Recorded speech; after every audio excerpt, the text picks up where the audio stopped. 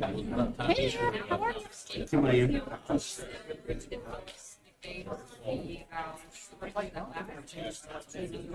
Social media is basically like which we have to trying to yeah, it's just very it's spread like a lot of times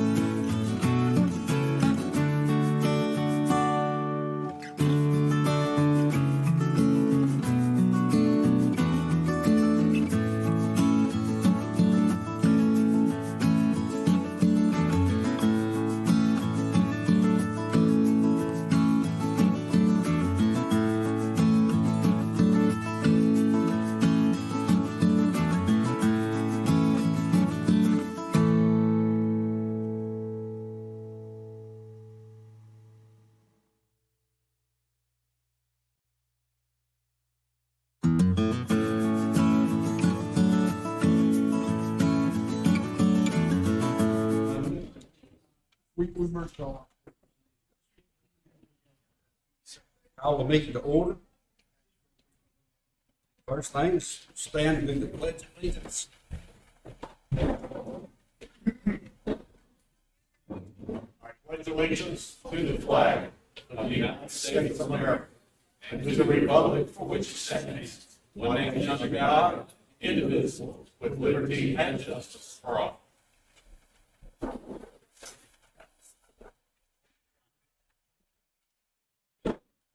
We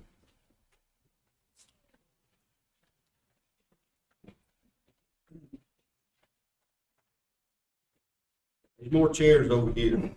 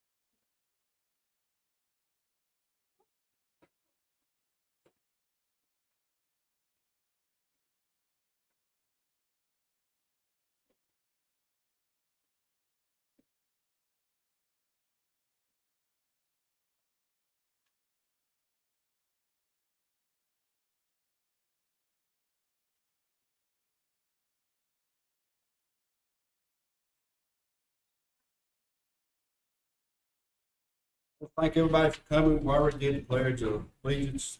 We'll do a moment of silence now.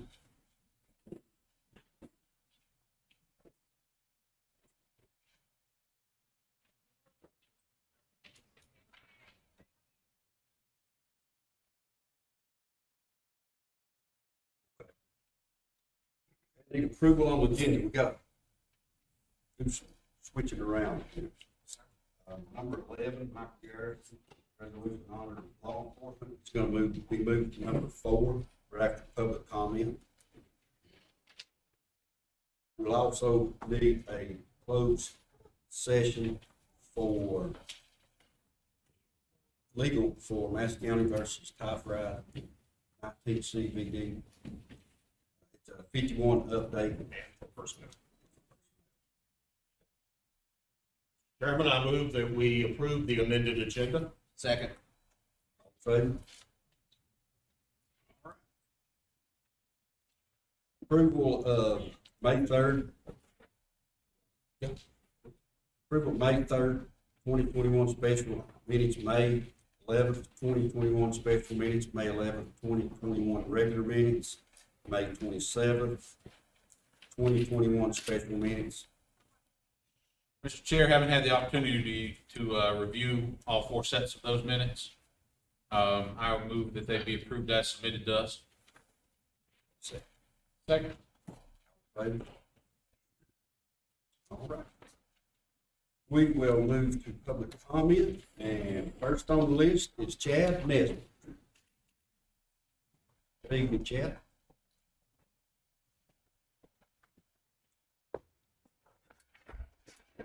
We got 3 minutes. Tell us when you're ready to go. Which meeting? Our timer's back up. Okay, go. My name's Chad Nesbitt. I live just over the mountain from you. I'm in Buncombe County. I live right over in Leicester. And I want to tell you why it's important to get behind your law enforcement here. And this is, you've got to break the boundaries of Democrat versus Republican, because it's not about that right now. It is truly a terrible thing that's getting ready to plague Madison County if we don't start and continue to support our law enforcement. And I'm going to show you. Just in Asheville alone, we've lost 84 police officers due to all this craziness that's going on. And of that, 3 more are going to be leaving by Friday. This is terrible. We've made national news in Buncombe County with that. We've had a naked man just this week break into 5 homes. A naked man. He assaulted residents in each home, and he stole items in each home.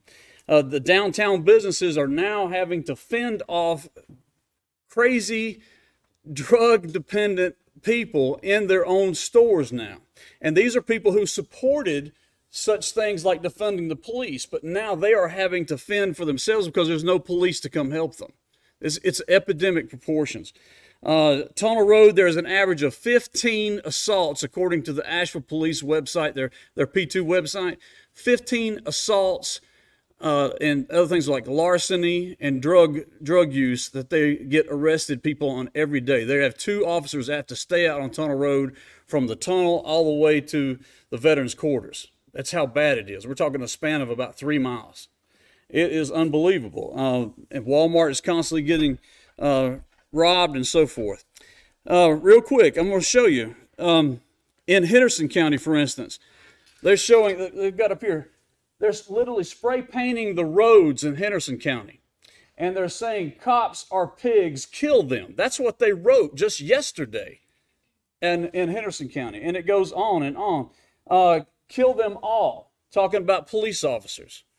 These groups are like Down Home and the Sunshine Movement. These are the people that are putting this stuff out there. And I'll show you one last other, real quick. This is the naked guy that's running around breaking into people's homes in West Asheville. There's not enough officers to try to catch this guy right now. They're gone. They've gone on some other place. But I'm going to show you this. This is in your own county. They're holding up pigs' heads and saying, kill the cops, ACAB, all cops, still bastards. That's what they're saying. They want to kill police officers in your own county. It goes on. So I can't stress to you enough, I know I'm running out of time, but I just want you to know that if we don't get behind our law enforcement officers, we're looking at an epidemic here in Madison County, just like we are in Buncombe County. And we've got to come together with Democrats and Republicans on that. Thank you.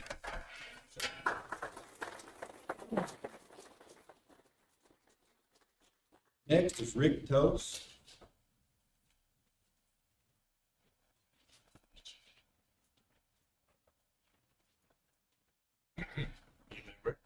Good evening. My name is Rick Tullis. I am here on behalf of the Southern States Police Benevolent Association. We are an association comprised of 15,000 members in the state of North Carolina. The North Carolina division is part of the Southern States Police Benevolent Association, which comprises of well over 60,000 members across the entire Southeast. And I am here as a representative of our organization to say thank you to the county commissioners. Thank you, Commissioner Garrison, for the resolution that y'all are about to consider, and to thank you all commissioners for your support for law enforcement in general. What Mr. Nesbitt has spoken about is definitely becoming a travesty all over the country, but it is definitely hitting us hard locally, particularly in Asheville. You've seen the news as well as everybody else has of all the things that are happening. Officers are leaving in droves because they don't feel protected. They don't feel like that anybody has their support. And I can speak to that personally because as a member of this organization, we have members here in Madison County too, who have also felt that strain. And it is so vitally important that our deputies and our police officers feel like that they have the support of their government entities. And I would also like to express my gratitude to Sheriff Harwood, for his support as well. As y'all are aware, and this is kind of one of the reasons I'm here tonight as well, y'all have received some, how would I put it, some pressure from certain individuals expressing their displeasure about personnel decisions that Madison Sheriff has made recently. And I just want to commend the sheriff for standing behind his officers and the one officer in particular that we're talking about tonight, because it's vitally important. Who else is going to come do the job that these officers do, if not the ones that are currently doing it right now? I can tell you right now that Asheville, in addition to experiencing the large decrease in manning that they've experienced, the flip side of that, they're not getting people to apply to replace them. We have gone from 400 applicants in Asheville over the last several years to only 50 now is what we're getting. And of those applicants, you're not getting very many people that are qualified to do the job, nor would you want them in the job. So again, I just want to say thank you. Thank you on behalf of the Police Benevolent Association for your support. And we look forward to working with you guys in the future in any matters that we can help you with.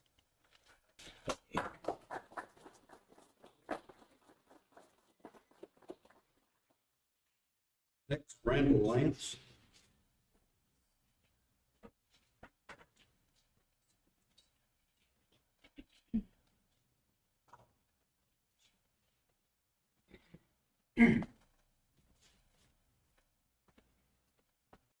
Mr. Commissioners, thank you so much for the opportunity to come before you to speak. Residents of Madison County, thank you so much for showing up for this. This is a great crowd. My name is Rondell Lance, and I'm president of Fraternal Order Police Lodge 1 in Asheville. And it excites me to see the support that's here tonight. I have spoken in Maggie Valley 2 weekends ago, and the same message I shared with them is very fit to share with you here. A couple of quick notes for those who want to question law enforcement and the job that they do. You know, already this year, and the year's not even halfway over, already this year, we've lost 147 law enforcement officers in this nation. 26 killed by gunfire. We know in North Carolina, we know Deputy Hendricks from Hendersonville, Deputy Ward, Deputy Fox in Watauga County, their lives were taken from them. This is serious business in supporting law enforcement because they are out there keeping me safe. And it's very important that we support them. Not only that, law enforcement are over 50,000 a year are assaulted. Of that 50,000, 14,000 of them have to go to the hospital. I know that many, about 5,000 are disabled, not able to work again. That's what your men and women in law enforcement are facing each and every day they go on the call. Suicide is a real problem in law enforcement. 2019, over 228 law enforcement officers committed suicide. I know 5 from the actual police department that committed suicide. So it's a very dangerous job, and it's very tasking not only upon the deputies and the officers, but on their families, on the community. So that's why it's so important that you have this tonight. That's why it's so important that you're here tonight. And in Maggie Valley, I told them, I said, and I'll apply it to here, don't let Marshall become Asheville. Don't let Madison County become Buncombe. I have fought Antifa. I have fought Black Lives Matter one-on-one in groups. They've come after me. They've come after Chad. And we've been fighting. They come after us each and every day. They send stuff. They say stuff. This is serious. You say, well, that can't happen in Madison. It can't happen in Maggie Valley. They're in Silva doing the exact same thing in Jackson County. And this group is well-funded, well-organized, and they know how to play the game. They don't back up. That's why it's so important that you, commissioners, support this agenda tonight. And look at this. These people here are saying we support our law enforcement community. Buncombe County's gone. I'll admit it. I live there. Buncombe's gone and Asheville's gone. I don't see us getting it back. I see Asheville Police Department probably in maybe a couple of years being almost dissolved. Nobody wants to come there to work. This group is successful there. Now they're turning their eyes to these little communities like Silva and here. So stay strong. I thank you for being here tonight. It warms my heart. And thank you, commissioners, for the opportunity to speak. Thank you.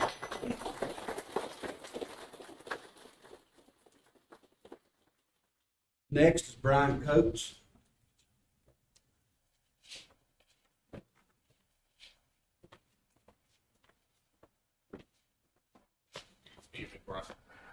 Good evening. My name is Brian Coates. I'm a Bible-believing Christian, a husband of an amazing wife, a dad to 4 amazing children, a pastor of a great church here in this county, and I'm a tax-paying citizen of Madison County. I have a nearly 200-year family history here. We must have law enforcement. History proves its necessity. The American Bill of Rights, inspired by Thomas Jefferson and drafted by James Madison, was adopted. And in 1791, the 10th Amendment provided an open door for our state to set up its own system of law enforcement. State troopers protect us from those who would abuse their vehicles and endanger our families. County sheriff's offices are the seat of our executive enforcement and must be maintained for order and quality of life. Police departments protect our cities from violence, theft, and personal losses that otherwise would run rampant. Citizens need proper law enforcement to make our lives more secure. Men need law enforcement to strengthen the backbone of the community. Moms need law enforcement to assist the public in their well-being of their children. Our community as a whole, both young and old, need law enforcement to provide a visual deterrent to would-be criminals in hopes of lessening the danger of an already perilous environment.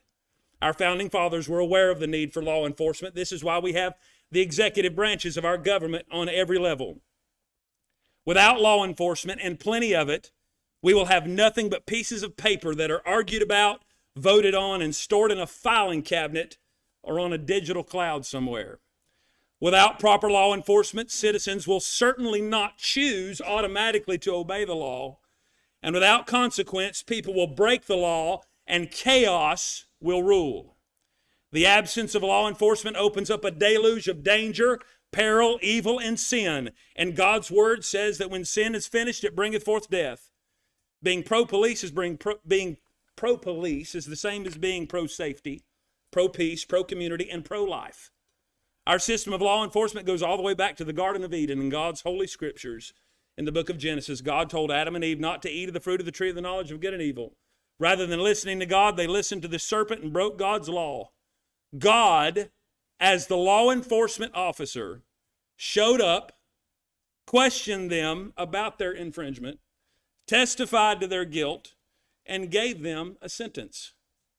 The abstract idea that law enforcement is unnecessary is both nonsensical and dangerous. Ideology surrounding any movement to lessen or defund good policing is both preposterous and contemptible. And my thanks goes out to Sheriff Buddy Harwood for towing the line here in Madison County, and of course for Chairman and all the commissioners tonight for listening to us. Thank you very much. Thank you.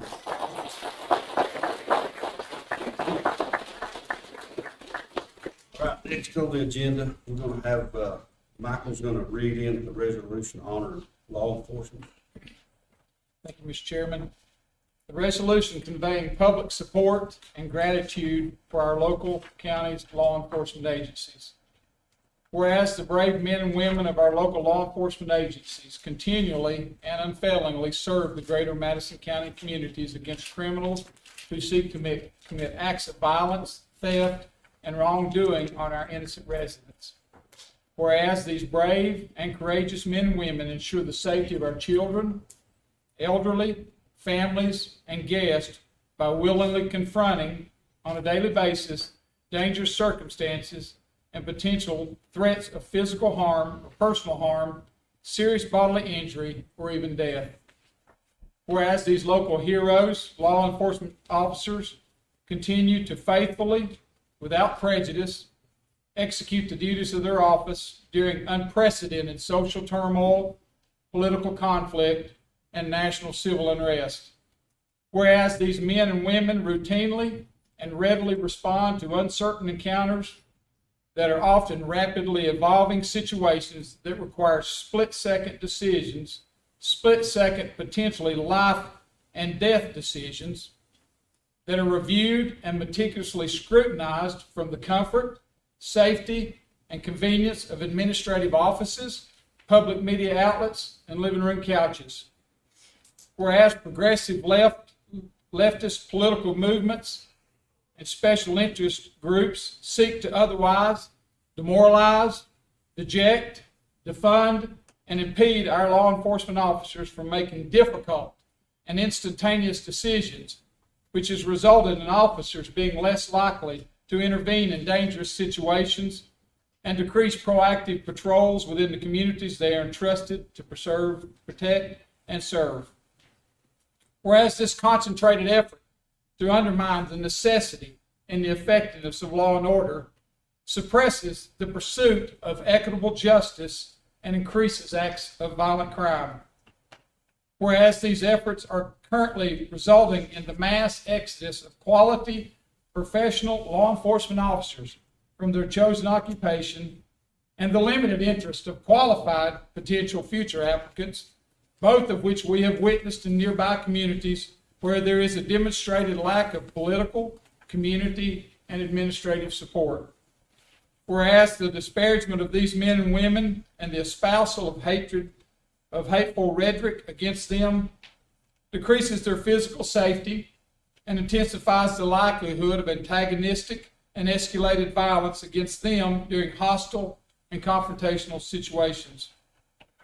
Whereas it is duly recognized that these fallible men and women are important members of the community they serve and have a desire of building trusting friendships and enduring partnerships with the greater community for the advancement of collective goals in a safe and abiding environment. It is now hereby resolved that the Madison County Board of Commissioners convey our sincere appreciation and gratitude to all the local law enforcement agencies, the related support service employees, and all their families who earnestly and professionally serve and protect our communities, and that we acknowledge the enormous sacrifices and the invaluable services that law enforcement officers make in the care and the defense of our citizens, and that we recognize the positive impact that those personal sacrifices have in creating an unparalleled, safe, and enhanced quality of life within our rural mountain communities, and that we acknowledge and extend our deepest appreciation and gratitude to the greater familial support system of first responders and fire personnel, emergency medical responders, telecommunicators, and all the support staff that work collectively in partnership with law enforcement officers, and that we denounce and reject any attempts to demoralize, dissuade, defund, or dismantle the benefits and the blessings of our Madison County law enforcement officers. And that the Madison County Board of Commissioners hereby declares Madison County, North Carolina as a pro-law enforcement community. Thank you. Woo-hoo!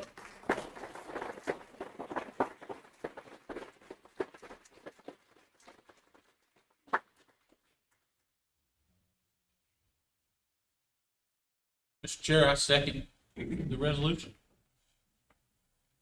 All in favor?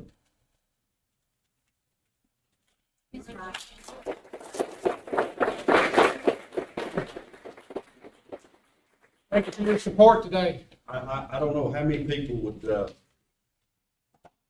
$15, $16, $17, $18 an hour to go out, law enforcement. That's about what they make. They don't get rich. And, they can go to Sonic now, like $17 an hour. So their heart's got to be in it this day and time to be able to do that job. Everybody in law enforcement, stand up. Sue.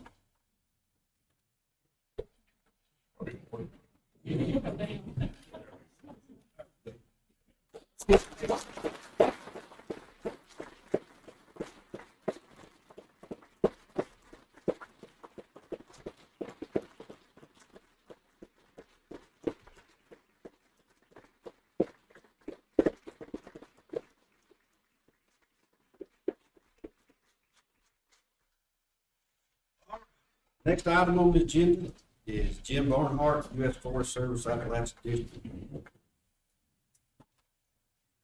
Good evening, Jim. Good evening. Well, first off, I want to thank you for putting me on the agenda and providing me some time. I have two objectives for you. So one is not going to be a PowerPoint from me today, maybe another time, but my first objective is first to introduce myself, and so you guys know who I am. And you'll my face and my name, and then also just to give you guys some updates related to the Pisgah National Forest, which the Appalachian Ranger District has Madison County as a portion of that landscape, and what are we doing in terms of any planning or management, and things that I think that would be valuable for you guys to know for Madison County, and how potentially we can work together as we are with many partners in the communities currently. But first off, I did want to recognize Tammy Cody, your health director. She was very helpful for us to get our firefighters in the queue in January to get our vaccination. So super wanted to send that appreciation, let you guys know about her customer service was excellent in helping us get in there and get lined up. So super appreciated that. But first off, introducing myself, Jen Barnhart, District Ranger. So a District Ranger basically with the U.S. Forest Service for National Forest.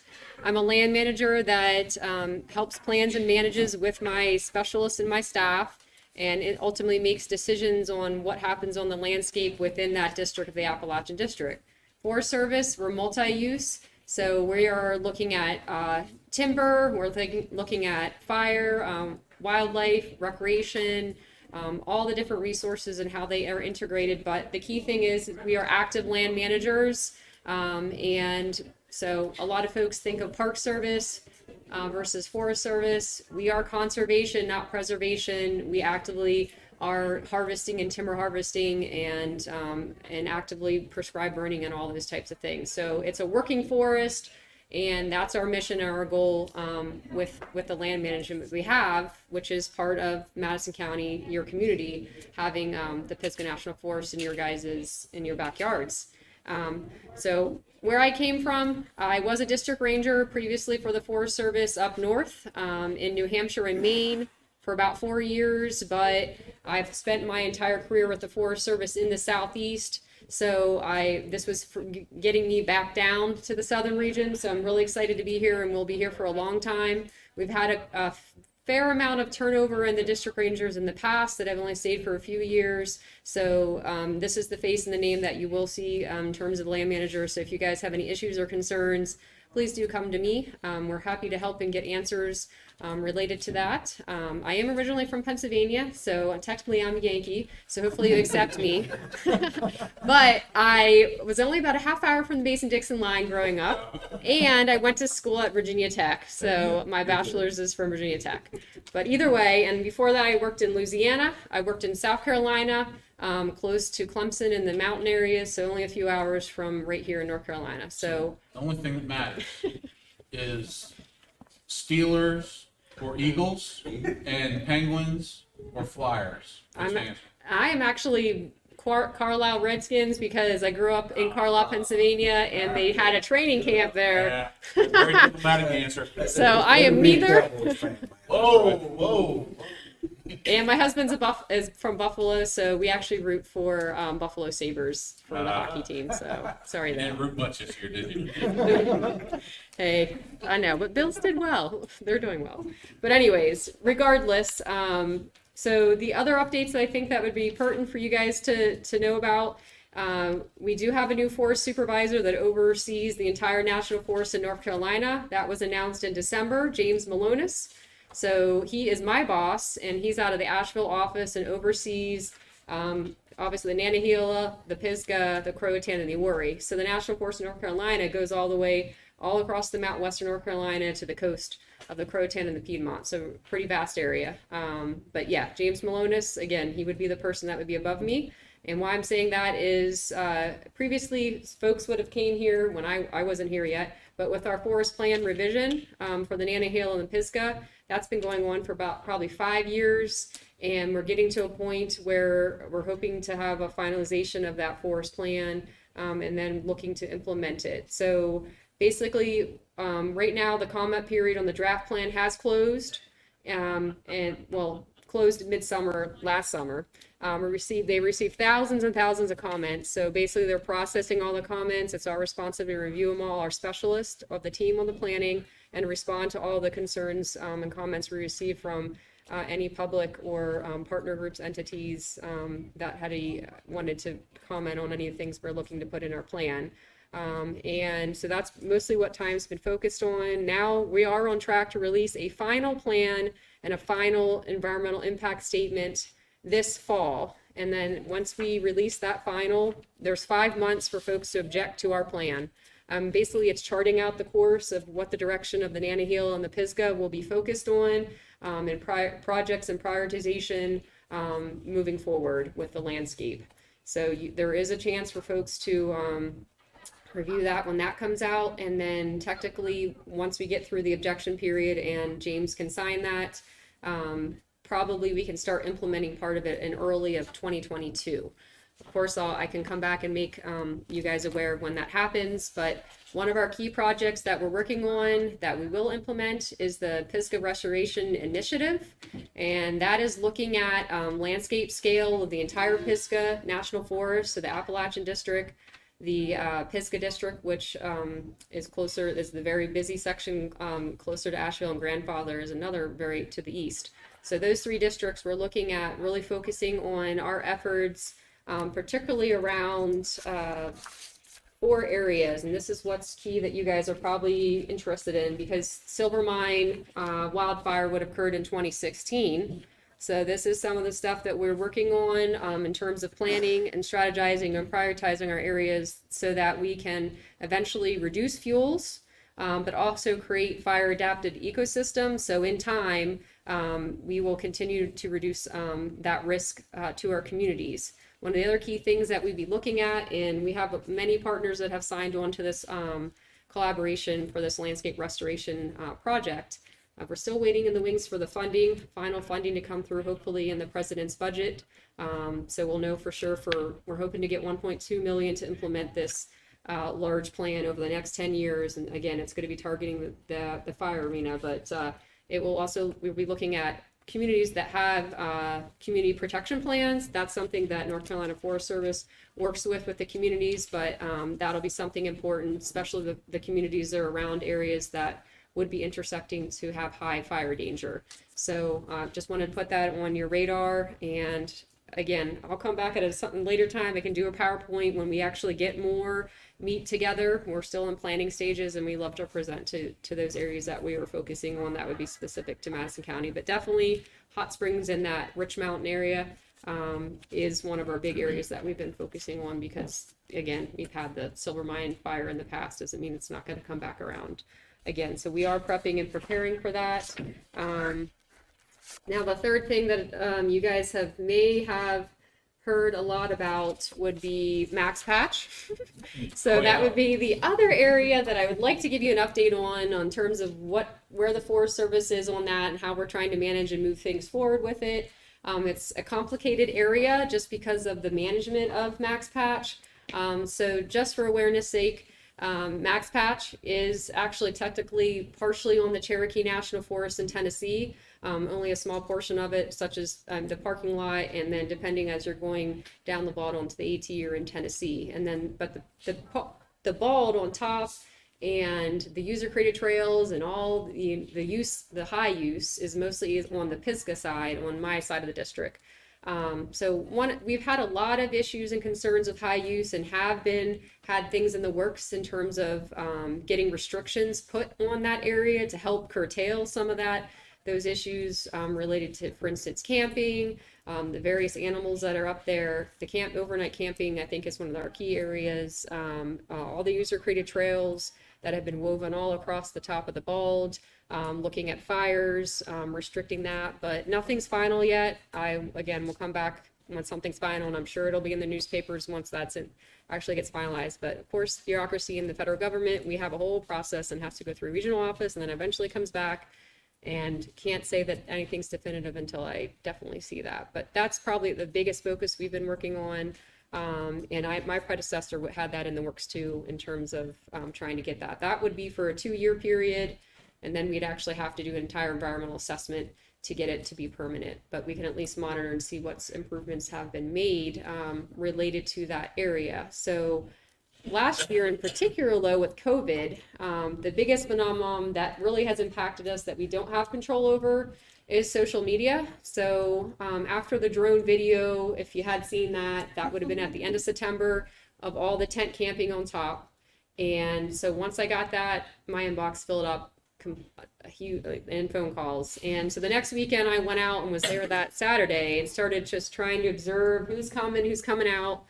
And really, I went to college in a really big football team. And so now you have COVID, you don't have tailgating, you don't have football stadium time, you're not going to bars. Where are you going to go? Max Patch actually became, we looked up on social media, within 5-hour radius, every university was posting, come to Max Patch to camp. So that's where a lot of that craziness happened. There still was some happening before it, but now that it's out on social media, it's hard for us to control. And so we are working with our partners, Carolina Mountain Club, Appalachian Trail Conservancy, Spring Creek community members, are also reps on a visitor use management committee. And we are trying to focus and target and get our sites in line of how can we actually address any of these things beyond obviously restrictions. We're looking at stewardship. There's a lot of passionate people in the communities that want Max Patch to be Max Patch and not change in the ways that have been negatively. But we do have an AmeriCorps Vista intern that I'm super pumped and excited. And once she gets integrated more into the program, my next step will eventually be to come to Madison County. And we want to start focusing on creating a collective impact. That's where around shared stewardship and economics, because obviously recreation in the Pisgah National Forest is a big economic driver for many of our rural counties that the Appalachian District is in. So stay tuned on that. We're going to be having some community engagement sessions, particularly definitely with Madison, in Yancey and Mitchell are our 3 targeted areas. And all 3 are looking at economics when it comes to our recreation. But we got to figure out our messaging and stewardship as we have folks come here and utilize the areas. We don't want it trashed. We want it to still be a nice place to live in. So that's all I have. Those are my key areas that I thought y'all would want to know more about, and I'll check in at a later time when I have more meat and can provide some more next steps that have more meat on them. But any questions, particularly around the forest plan? I know our folks are wanting to know that if you've had any questions, concerns, feedback on the forest plan at this I'm just point. grateful to learn that it's going moving forward, so. Yeah, we are, I know our folks are too and have been working on it hard. So we'll definitely reach back out when it gets to that point and we know it's final, and we would come back out with some more information on that. So, but yeah, those are probably the two big ticket items, would be looking at fuels and reduction as well as max patch. But any other areas you guys were hoping for me to touch on, I can come back at a later time. Thank you.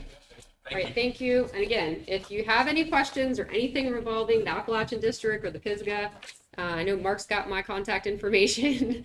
I'll just hit me up. I'm happy to let you know of anything if you're hoping to find some information about anything. So, Thank you. yep, thank you. Next up is Bo Gossett, NC Forest Service. Well, I guess I'll say right off that I'm also going to be very excited whenever we get things done with Max Patch, because I actually get a lot of calls about Max Patch and people get very angry at me on the phone, and I have to tell them that they've got the wrong number.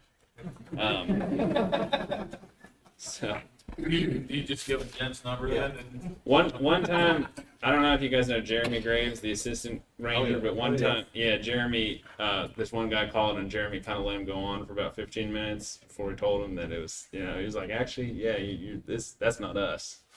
And the guy, yeah, he was like, sorry, we can't really help you with that. And then the road is a state DOT road, so that's the other confusion part. That's really hard for folks to understand. So, but it's nice, honestly, to have both of us here, because I feel like you get confused a lot for each other. And so we are different agencies. I've got some packets for y'all. This is just some introductory material that I've put together. I know I haven't met all of y'all yet. I've just been here since July, but I kind of wanted to just give you guys a little bit of an idea of what we're getting up to in the office.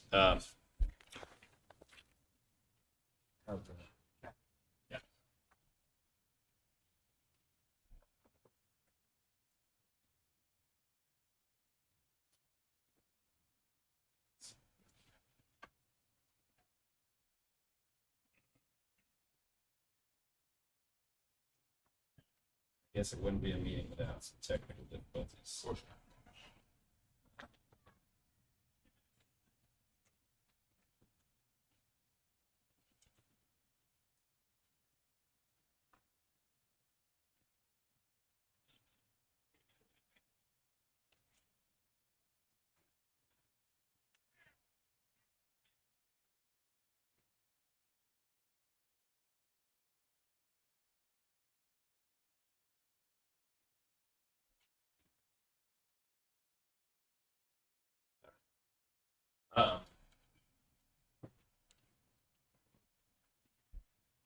So basically the reason I'm here is just to give you guys a report on what our office does, kind of introduce myself. Y'all pay 35% of our budget, and I think that you guys should know what we're doing with that money. I just wanted to kind of come here, give you my contact information, see if y'all had any questions for me, and then kind of go over a broad generalization. I know most of y'all are familiar with what we do, but I figured I'd just touch on it here real quick. Since starting back as the county ranger back in July, I wanted to come to provide you with an update of how the county's money is being spent and what our work looks like.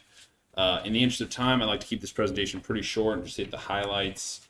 I brought a number of sheets that I gave that'll have a little bit more detail. If you have any questions, my contact information is on that. So getting into what we do. Let's see. Here we go. Nobody got into forestry because they liked messing with computers. None of us are incredibly technologically savvy. So getting what we do, broadly speaking, I like to say the North Carolina Forest Service is kind of Swiss Army knife agency. We work on a wide variety of things, and our work days can look very different from day to day. During fire season, we operate somewhat like a fire department. We operate as a command agency for all non-structural fires in the county. We have 2 Type 6 fire engines here, and also have the capacity to call in additional resources and air support during larger wildfires.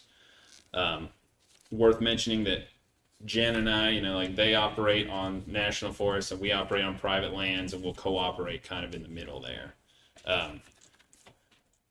During fire season, we also work in a limited capacity as a law enforcement agency, issuing tickets and citations for unsafe burning practices and investigating and prosecuting cases of woods arson. In the off season, during midwinter and the humid parts of summer, we work with landowners on forest management plans, operating somewhat similarly to the county extension agent, in that we provide advice and funding to property owners undertaking ecologically and economically sound forest management. We also help fire departments with training and wildfire preparedness for vulnerable communities. We operate a number of programs that seek to bring money to the county and keep our communities safer when big wildfires break out. Year-round, we also monitor logging operations within the county, working as the primary regulatory body to ensure compliance with water quality laws on all forestry operations. And we also serve as a flexible and trained workforce that the state or county can deploy on short notice to other emergency situations, hurricanes, ice storms, land searches, floods. But in general, what we really focus on, and zooming in a little bit, is wildfire control. In some counties in North Carolina, this is not a big part of what the county office does. There are some counties in North Carolina that don't really have a lot of wildfire. Unfortunately, Madison County is not one of those counties. By the standards of this part of the state, we are a fairly hot county. We are one of the driest counties in North Carolina, especially the southern part. But the main reason why we have so much fire here is, of course, pampas grass problem. I'm sure everyone in this room is familiar with pampas grass. Big stuff you can see from the side of the interstate. Chinese silvergrass, miscanthus, cemetery grass, Mars Hill grass. A lot of names for it. Some quick statistics. During the past 10 years, Madison County has consistently ranked among the hotter counties for wildfire in this part of the state. Due almost entirely to our heavy infestation of pampas grass, we run significantly more fires than most comparable counties of similar size and population. For example, over the last 10 years, Yancey County has seen wildfires burn 312 acres of private land, while during that same time period, Madison has had wildfires burn over 1,500 acres of private land. In some years, Madison's level of fire occurrence rivals Buncombe County, which has roughly 10 times the population and nearly half again as much land area. Over the last decade, Madison has run almost exactly the same number of fires as Yancey, Mitchell, and Avery counties combined. Pampas grass is a severe threat to both forested property and homes within the county. And unfortunately, it is spreading. It's getting into a lot of the outer valleys of the county. A lot of those folks out there are starting to get concerned with how close it is getting into a lot of communities that have never had pampas grass before. At this point, most of the worst infestations of pampas grass are obviously found in Mars Hill, in the Mars Hill Fire District.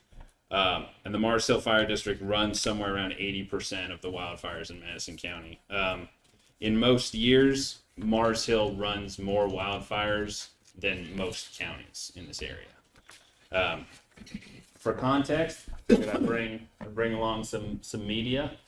This is a video of the Bone Camp fire that burned 107 acres off of Bone Camp Road this spring. This footage was taken about 2 to 5 minutes after the fire started, and you can see that this is already spitting off 20 to 30 foot flames off that pampas grass. This was given to me by somebody that came upon the fire right after it started and just took a video. This was actually before we even got on scene.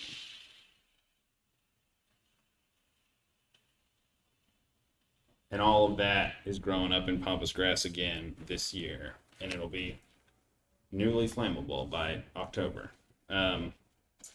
But although this spring has been a fairly active one for our office, it runs about average for what Madison County usually has in terms of wildfire activity.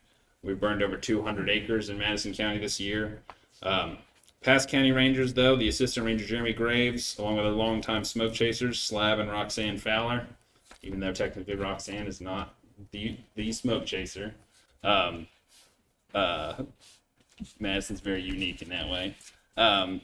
But Jeremy, past county rangers, Slab and Roxanne they've built a really great legacy of wildfire control here in the county. We're also exceptionally blessed to have the support of an outstanding network of fire departments, without whom we really could not do the kind of work that we do. Just real quick, looking forward, as a new county ranger, my hope is to continue to build on that legacy of wildfire control, increasing the firefighting capacity of our own county resources, while simultaneously putting more effort into trying to find long-term solutions to the serious problems of pampas grass. As pampas grass spreads into Laurel, Walnut, Hot Springs, and Spring Creek, our office will do everything possible to educate and assist the public in stopping the spread of this grass in order to prevent the wildfire problems common in the southeastern part of the county. At the same time, we'll continue in our duties of landowner education, fire department support, law enforcement, and fire control. At this time, I'd like to personally thank this body for its past support of our office. On the handouts I gave you, you'll find my personal contact information.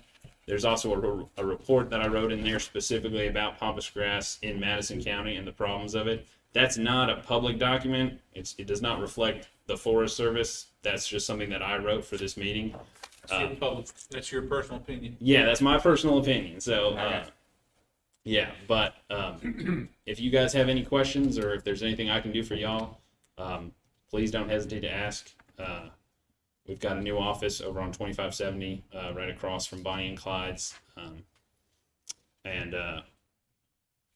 I've had a great response and a great time working here so far. I've really enjoyed this job. If there's anything we can ever do for you, just give us a shout. Who do we have to thank for bringing in the pampas grass? That's actually a section in that. 1893. Yeah, 1890, the earliest known introduction. Yet. Yeah, the earliest known introduction of pampas grass in the United States was in Western North Carolina, and we are the driest county in North Carolina. I don't know it for a fact, but it is possible that Madison County has the worst pampas grass infestation in the eastern United States. It's an interesting document. It's interesting to do the job with the one. It's Thank you. interesting that burning it actually, in the long run, makes it spread and not. Yeah. Yeah. Good work. It's a hard nut to crack, but we're working on it. We're going to see if we can get us some better research more focused on this. It's because it is a very specific problem in Madison County. Not a lot of other people have it as bad as we do here. So. As you say, a lot of land, not houses. Yeah. But thank y'all. Thank you. Next on the agenda. Mitch Hampton. Evening, gentlemen. Evening. Hope you're all doing well. I know it said Sarah on there, but Mitchell, sir. yeah, there you go. According to the bylaws, it's me. All right. So the Madison County Economic Development Board has been working to support business development for the last several years. At the last Economic Development Board meeting, the board voted to support the setting of 3 priorities for our 2021-22 year. These priorities were guided based on extensive work working with partners in the community to best address gaps in our business sector. These priorities are a continuation of our work and the work of the department. We feel that by focusing our energy on these 3 priorities, we would be best equipped to grow economic development in Madison County, leverage funding for resources, and invest in a positive future. Our first priority, infrastructure. We believe that in order for Madison County to be competitive for future development and be in control of where we may see growth, that there is a need for strategic infrastructure investments. We believe this to be for water, sewer, broadband, and roads. Over the last several years, we have seen significant improvements to broadband and believed that concentrated efforts toward other forms of infrastructure will lead to a better business environment. Our second priority, workforce development. Our people in Madison County are our greatest investment. The Economic Development Board puts pride in the partnerships we have with our local educational institutions.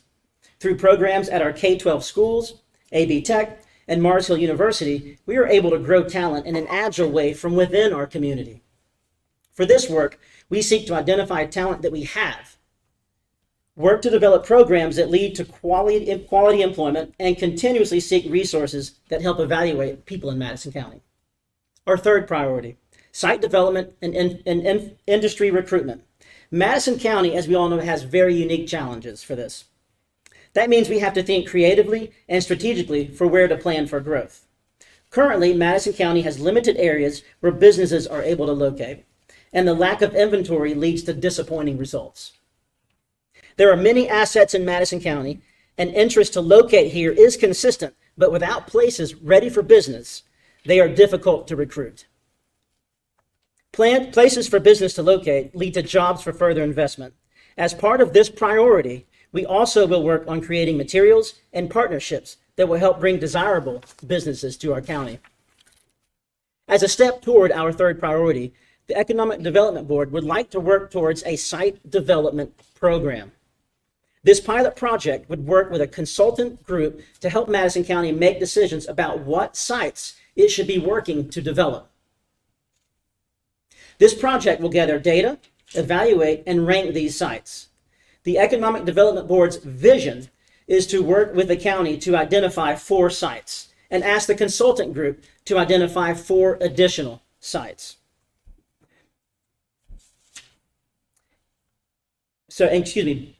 Additional sites based on GIS and other information. We believe that this work would be completed over several months, which would set us up for the best leverage funding through potential upcoming funding announcements. We'd like to get this start working so we can wait for that funding to come through. The project plan is in 2 phases. Phase 1, have the consulting firm do the following. Identify and rank the 8 properties on suitability and potential. Provide data of ownership and control of the property. Provide engineering analysis for each property. Provide transportation assessments, including roads, road access, rail, and other factors. To provide us with utility assessment, including location of utilities on the property if available, and the capacities for water, sewer, electrical, and natural gas. Provide cost assessments to provide utilities to these sites if necessary. Provide cost assessments to build out the property, including the square footage of the space the site could support, along with the parking and road access. And to assess if there are any additional barriers to development. Phase 2 of the project would provide a cost analysis for each property to develop them as a certified site, including all documentation necessary. This certified site criteria shall be that used by the Economic Development Partnership of North Carolina. If the consultant has its own certified site program, it may provide a secondary cost analysis based on its own program criteria as a second option. Tonight, we are asking for this Board of Commissioners support to join the Economic Development Board in the adoption of these 3 priorities and taking this first step towards site development work in Madison County.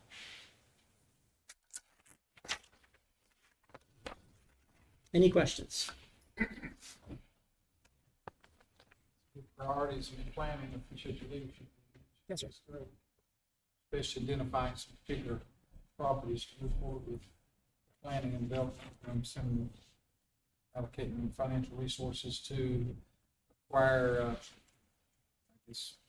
an engineer or. That is correct, yeah. And we just feel like that would be our great, we don't want to go out and waste money. So we feel like then getting an assessment and starting this process moving forward is just the great next step. And the plan is to do the majority of this in-house currently, correct? The plan is to get quotes from different consultants, but yes. And when you mean this, Yeah. I want to make sure I understand your Meaning we're question. not ready for a request for proposal from. That is anybody. absolutely, yes, thank you. That is absolutely correct.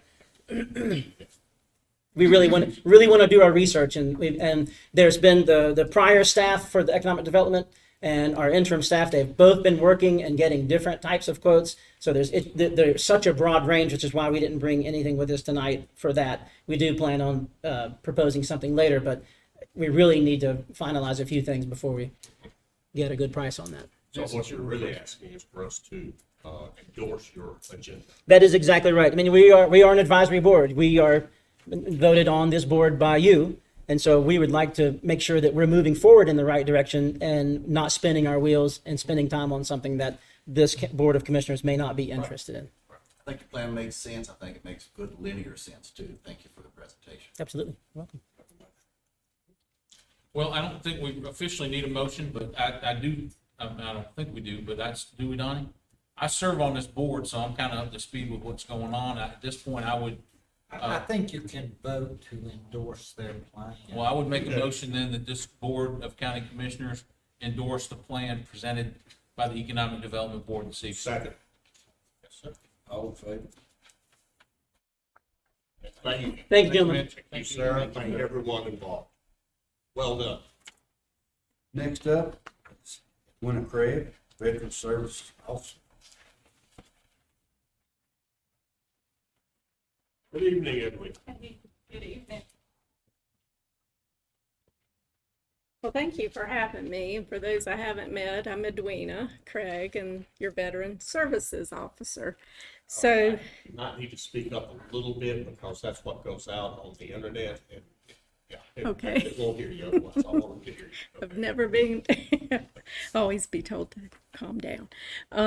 So I'm here just to thank you and give you an update on what's been happening for the past year. So it is just booming with veterans here. And I gave you a PowerPoint to just kind of have an idea, what do I do? So as you may know, federal regulations can be pretty mind-boggling to sort through, and the VA is no exception to that. So my role is to help veterans figure out what benefits they might qualify for, how do you apply for it, and what might you do down the road to continue it. I work with veterans and their widows and try to help them through the paperwork, following up, making sure everything is going through okay, and being somebody there to go to when there's problems arise, or just somebody to talk to. Here's what I would have brought some with me, but here's what they say is they are so pleased that the county has invested in them. And it's very personal to them that you believe in the veterans and that this position is here to support them. It's good to know somebody cares, is what I hear. I love coming here rather than Buncombe County. No knock on Buncombe, but coming here versus a state office or having to wait. If somebody calls or walks in, I'm stopping what I'm doing if I can, and I'm going to work with them right then. So that's my first priority, and I thank y'all for giving me that opportunity. I have good partnerships with our folks around town, our DMV folks, the funeral homes. We work very closely together, the property tax office. So we have a nice system of working together to support our veterans. So what has happened in the last year? The contacts are up. I'm 70% higher in new contacts coming in every month. So that's up 70%. By the end of the year, if I continue to progress, I'll be 3 times more contacts, period, than last year. Granted, it was COVID year, but I think that the word's getting out.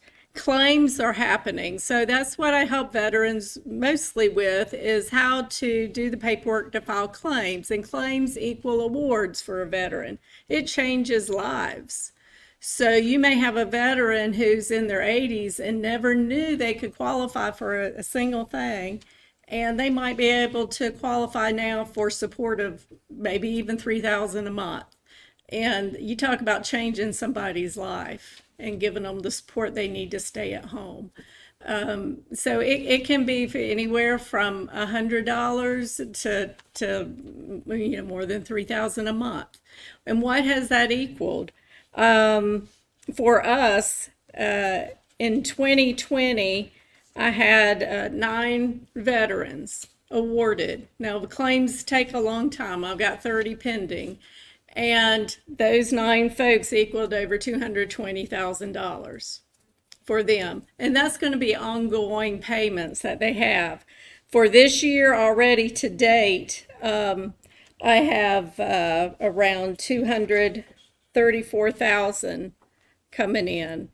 And So for the projected year total, when I combine last year's, and these are ongoing payments that are going to continue, with this year's projected, will be over 400,000 income coming in every month to our veterans here.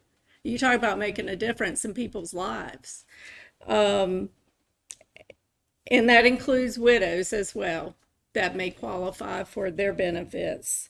So that's the ones that I currently know of from last year. It doesn't account veterans previous years. It doesn't account those I don't know, haven't come in, and file claims. So that's pretty significant. And when you think that that's just 400,000 is a estimate for 20 veterans, what their income's going to be coming in for these 2 years. And you add, I've got 30 pending. Well, success has been pretty good. Some don't qualify for whatever reason, but if those all went through, my goodness, that makes a difference in our folks here. So that's what I do is I'm getting the word out. I want to honor our veterans. I have a wall of honor in my outside my office. If you get a chance, come. If you know anybody that's a veteran, would like to be on it, 5x7 is what I need. I love it. My veterans love giving these pictures, and it's just a very special to me. The Vietnam Memorial is up in the administrative offices. If you haven't been able to see it, please go by and see that, honoring our 5 that were killed in action in Vietnam. And then I'm just organizing meet and greets. They want to get together and have camaraderie, talk. I love it when I had an event the other day and I had some Afghanistan guys talking to my World War II guys in Vietnam, and they're all similar, experiences, and it was they just enjoyed it so much. So that's what I do. I promise you, if we took a bet around the county, I've got hands down the best job. I do. And it's just an honor to work with these incredible Madison County men and women who have been out there and dedicated themselves to this. And I'm just so glad we've dedicated this to them. So thank you. Thank you, Edwin. Thanks. I want to say I appreciate your work. Thank you. You've been an asset to my family, and we just came through a Memorial Day season where we acknowledged to remember those who paid the ultimate sacrifice. Mm-hmm. Days to come, we'll pay tribute to those who served in the military service, and I think your service is valuable. Thank you. Thank you. Thank you very much. Thanks, Edwin. Next up is Miss Tammy Cody. Good evening, Tammy. Good evening.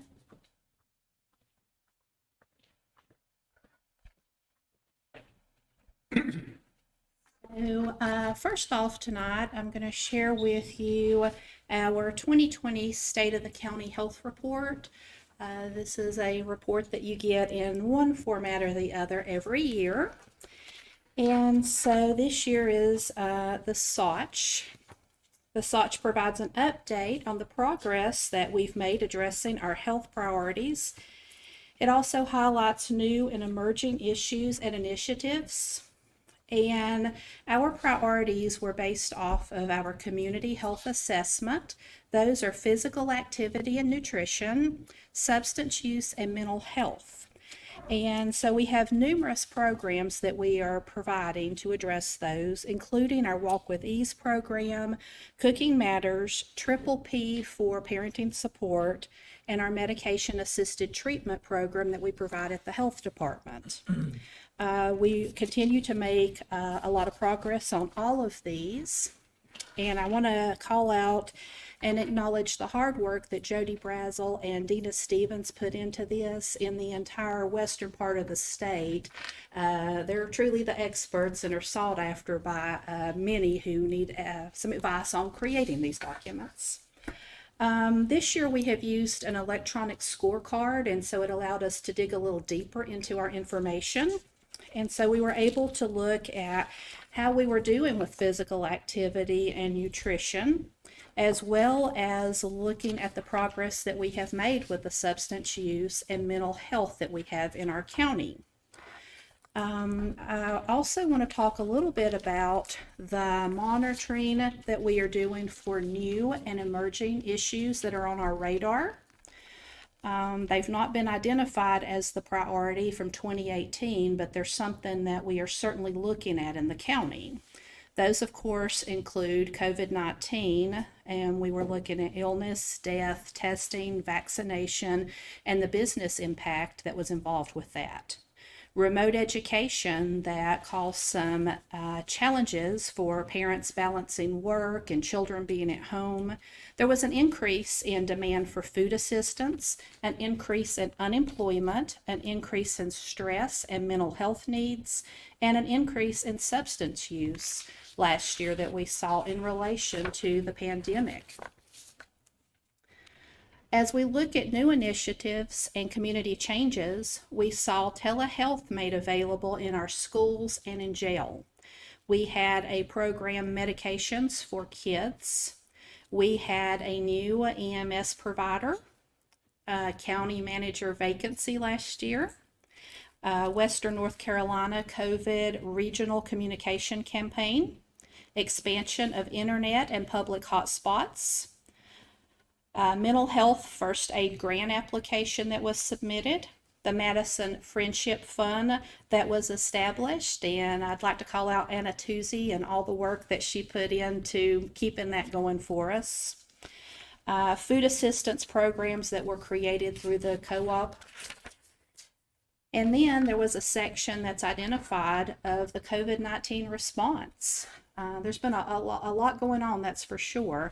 But in relation to COVID-19, we created and activated the local EPI team. The call center was created, volunteers were solicited, screened and trained, development of a daily COVID-19 metrics, creation of a COVID-19 testing area, COVID-19 testing at the health department initially, then later we were able to secure a contract with the state and move that location to the AB Tech Madison campus. Contact tracing was initiated. An on-site portable building was added for testing and then transitioned to vaccine screening, scheduling, events organized, staff volunteers added for data entry and phone triage, reorganized our conference room and lobby to create space for additional staff and volunteers, created new parking areas for staff to allow for flow of vaccine drive-through. The call center was then reactivated when the vaccines became available for questions. There was continuous education and information via social media, newspaper, reader board signage, participation in the Western North Carolina Communication Work Group and the Regional COVID-19 Communication Campaign. And I'd be amiss if I didn't take this time to tell you how proud I am of the staff at our own Madison County Health Department. The level of dedication, knowledge, and professionalism of the staff is simply amazing. As we emerge from a global pandemic, I'm sincerely grateful for our public health team. Any questions related to this year's swatch? Okay, so I will move into the MOU, but we're going to talk a little bit about Madison County Detention Center Health Plan. So general statutes require that we have a health plan, and the purpose is to protect the health and welfare of inmates detained in the Madison County Jail and to avoid the spread of contagious disease. We provide for medical supervision of inmates and emergency medical care for inmates to the extent necessary for their health and welfare. We provide for the detection, examination, and treatment of inmates who are infected with TB or an STD. The written plan has many parts to it, but we must have written policies and procedures that address health screening of inmates upon admission, handling routine medical care including pregnancy, the management of inmates with chronic illnesses or known communicable diseases or conditions, the administration, dispensing, and control of prescription and non-prescription medications, management of emergency medical problems, maintenance and confidentiality of medical records, and standing orders. The memorandum of understanding that I will need for you to sign outlines who will do what in this plan that we have. The Madison County Health Department, the Madison County Jail, Healthy Corrections, for both physical health and behavioral health. The Madison Pharmacy are all involved in this MOU, as well as the Sisters of Mercy for after hours and weekend involvement that we would have with them. I am happy to answer any questions that you may have in regards to this plan. This plan has been reviewed by a Healthy Jail System Corrections, the medical director at the health department, myself, and the staff with the sheriff's office. We have to enter that MOU every year, and this year's MOU has been updated. Information changes every year, and I reviewed it, and I know we put Healthy. They've been doing the telemedicine for about 2 years now, and we have an updated contract, and everything looks appropriate as before. So we update the names of different folks or stand-in orders if they're modified related to medical issues. And telehealth has been a great program. Absolutely. Both at the school and at the jail, and our school nurses are very involved at the school with that process. Okay. If not any further discussion, I will move that we approve the MOU as recommended by our health director. Second.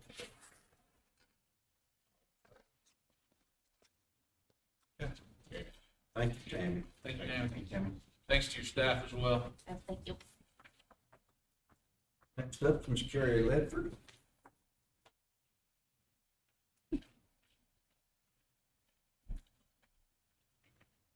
Good evening, gentlemen.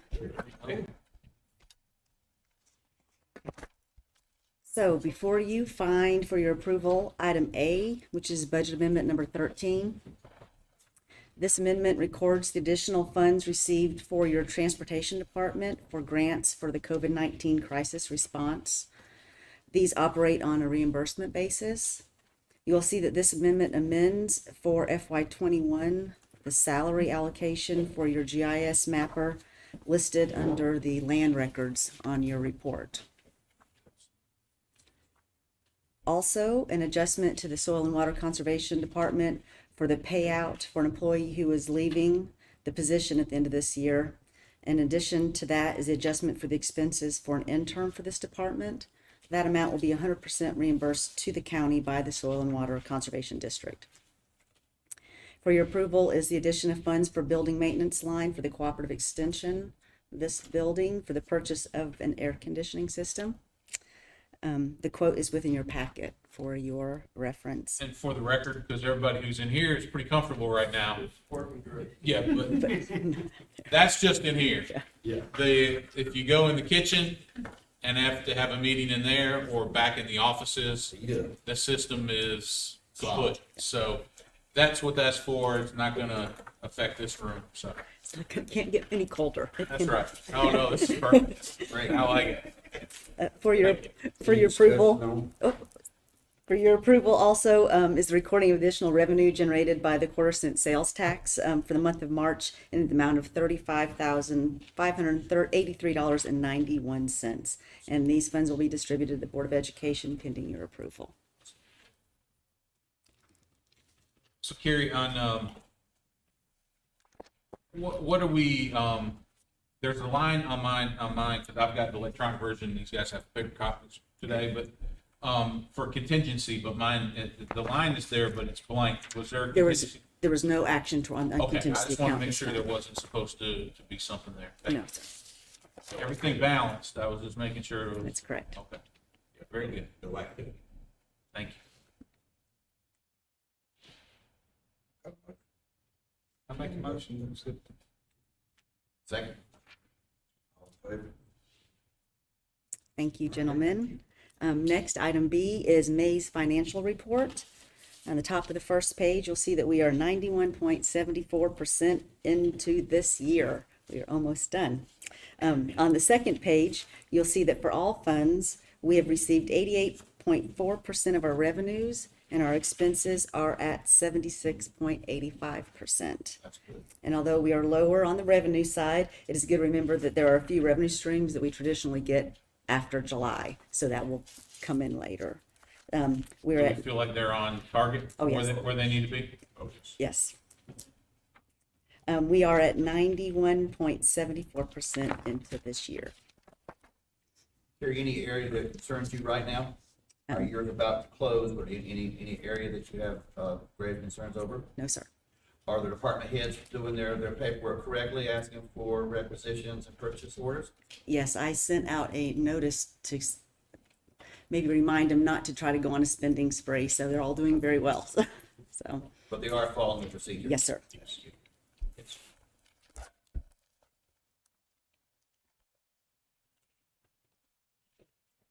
Thank you. Thank you. Thank you. Thank you. Thank you.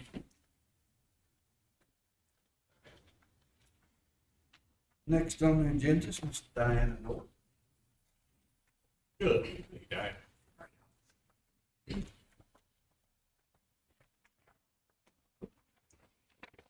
I am here for approval for the May releases and refunds.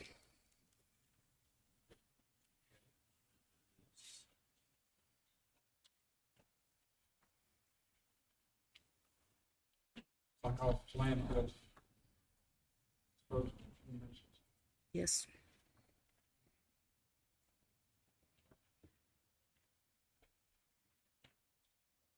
And now these numbers, the numbers are going down little by little, right, as far as that? I mean, we have a long list now. Okay. Yeah. Okay. So down to less than a page. It's making progress. Numbers going down too. Because it's also just trash, disposal fees and stuff. Property tax. Correct. I make a motion to approve as presented. Second, All in favor? Thank y'all. just as a review, I'll make sure we got it covered with that. Craig, we're good for the 15th, for the 28. correct? For the last ENR. Is that the date we talked about? That is the day we talked. That is the last DNR? That will be the last ENR for this fiscal year. Okay. I checked on my calendar, the same one that, Mr. Wecker said he could do, that worked for me too, so Okay. was that the 28th? Yes. Yep. Okay, I I'm need to gonna put make on my sure. calendar right, I'm gonna lock it in right now. All right, yeah. Do you want me here or room 26? Well, room 26 is occupied. still occupied. Yeah. So we'll need to. Did y'all check to see if we could be here that day? I will. Okay. Yes, after we do this, yeah. Oh, Thank you. Thank you. Make sure the room's clean. thanks. Thank All right, you. thanks, Dan. Next up Hey, is what time, Diana? We'll start at 9. Okay, thank you. All right, Mr. Chairman, we have a number of things to work through. First off, the scheduled date for the closing on the property at the Greater Ivy, aka known as Beach Glen, is set for this Thursday. I believe we're pretty well set to go. And the county will be acquiring a very nice piece of property with the help of the property owner, which is a very elderly lady who has worked with the community. The community has rose to the occasion here, and I want to thank Matt for his help, and everybody involved. This has been a truly a community effort, community helping the community. And it looks like it's down to deposit the check, cross the T's, and occupy the property. Excellent. Yep, and it's worked very well. Donnie, I appreciate your help in doing that and expediting it. So that's still on schedule for the 10th? It is. Miss Barra flew in from the northwest to her son's house in South Carolina, and he is bringing her up. She wanted to actually be here at closing, so we have a closing scheduled on Thursday for her to execute documents. we've got the payoff from Mr. English, and he is agreeable to the number that came out. We spoke with Carrie. The friends are supposed to deposit their certified check in the amount of the purchase price tomorrow, and then she will wire those monies to my trust account tomorrow afternoon, and we'll disperse and have the documents executed and recorded on Thursday. Excellent. Thank you. Well, Progress continues on several potential projects in the cycle of Golden Leaf. There was a meeting today, Sarah, and representative from AB Tech and the superintendent and I met this morning on a extension of those projects. And those will be coming to us in the next few weeks. But we're well ahead of the curve this time on the Golden Leaf cycle. And we'll attempt to, as we have discussed on occasion, there's several good projects in the pipeline there, which will be coming forth in the next few months. The planned expansion of the health department and the work on the playground will be reviewed this coming Monday with the architects and all of those parties as we continue to move forward. The public has been encouraged to submit input regarding the proposed changes to the solid waste ordinance. Now, that comment period will end tomorrow, June the 9th. It's been posted on the website. It's out there. I would hope anybody that's listening to us this evening or watching, please go to the website. It's very easy to find that comment page. And the comment period will end at midnight tomorrow night. Madison County Parks and Recreation have fully reopened for their summer programs. The 2021 schedule, as well as registration information, is available on the Parks and Recreation page on the county's website. Facilities at Beach Glen are once again available for rental. Registration is now open for all the Ag Extension summer programming, and progress continues on the installation in front of the courthouse on the Charters of Freedom. I've sent you guys a couple of updated photographs. We're waiting for the concrete pillars to cure. They should be cured by next week, and then the brick veneering will begin. And actually, the high school and some local folks are going to help us with the brick veneering. So, yeah. I went by yesterday and checked it out. It's looking good. Yep, I think it'll work well. So far, nothing's collapsed under it. Jesse and everybody else involved, we babysitted through 100-year-old underground stuff to set those where they are. Unfortunately, we only broke one water pipe, and it was a new one. Good new one, yeah. Wouldn't you believe the old one was still working? The revenue update as of June 7th, already provided to us. Property tax collections are at 96.04% for the year. Last year, by example, for the entire year, we were at 94.73. So this has been an outstanding year for our tax folks and hard work on that. That's an excellent collection. Thank you to our residents for towing the line. Yes, they have done very well. And I think what we approved last month to further facilitate and make payments even easier for our citizens and will even further I'd like to just chime into that. I'd like to somehow or another disseminate that out, either through the local newspaper, the website, saying that service is becoming available. We will. And that they can utilize that. There's a slot fee incurred in doing it, but it prevents them from having to come in town should they need not to. So, if we could just put that out there as information. Actually, Lori's not here. It's going to be included with the tax billing. When we send out the tax bills, there will be notifications included with it. Perfect. All right. We have next our annual North Carolina Department of Public Safety Community Programs, commonly called JCPC.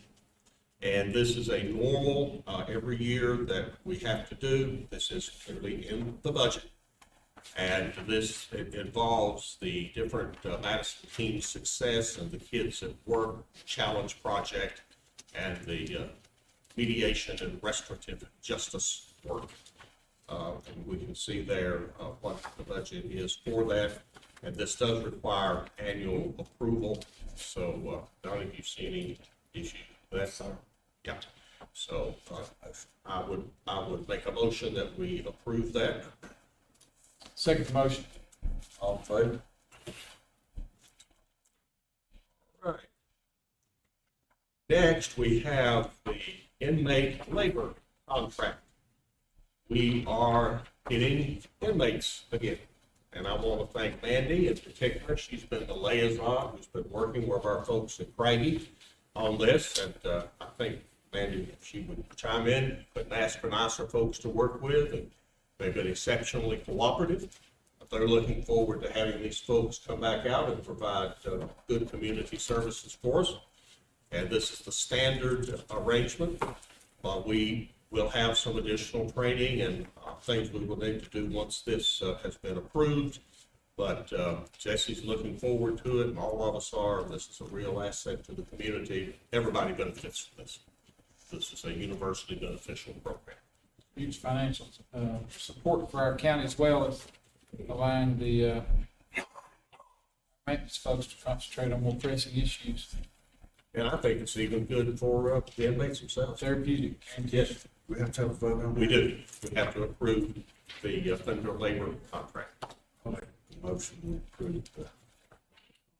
Second that. All in favor? All right, we are back in the business of having real meetings. And as we know, we are members of the North Carolina Association of County Commissioners.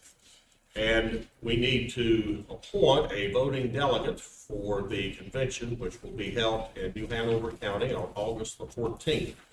Now, having been on that board and being an alumni member of the board, I will be attending at no cost to the county.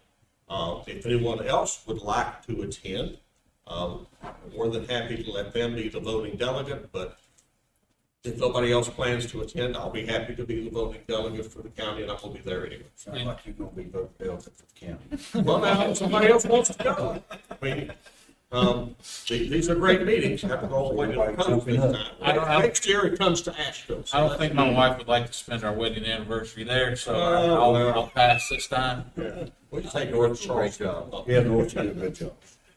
Well, I don't want to do it, but we have to make it official, so. I make the motion, or I move that we allow Norris to be our voting delegate on behalf of Madison County at the NCACC State Convention. I second that.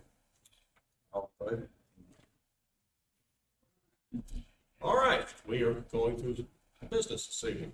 We have the annual North Carolina Department of Public Safety lease for probation and parole, which is down in the old Sprinkle Shelton building downtown.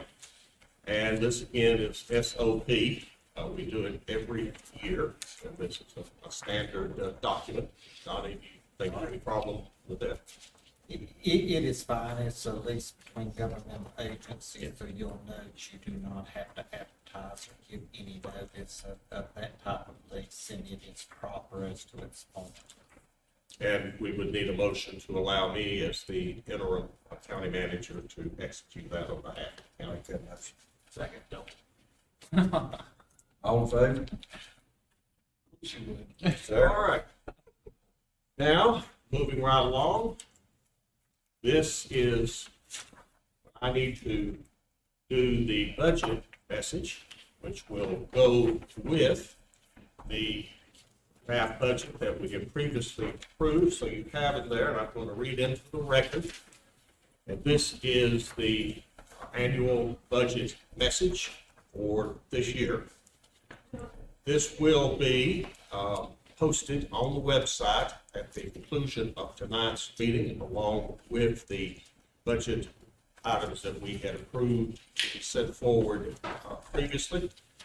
The public hearing for the 21-22 budget ordinance will be conducted at 3 p.m. June 29th at the Madison County Ag Extension Center.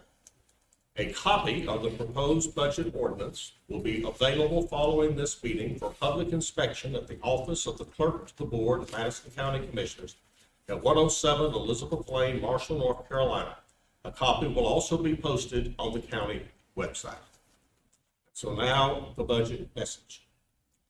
The proposed general fund budget for the fiscal year 2021-2022 of $28,533,909 provides adequate funding for the ongoing operations of county government.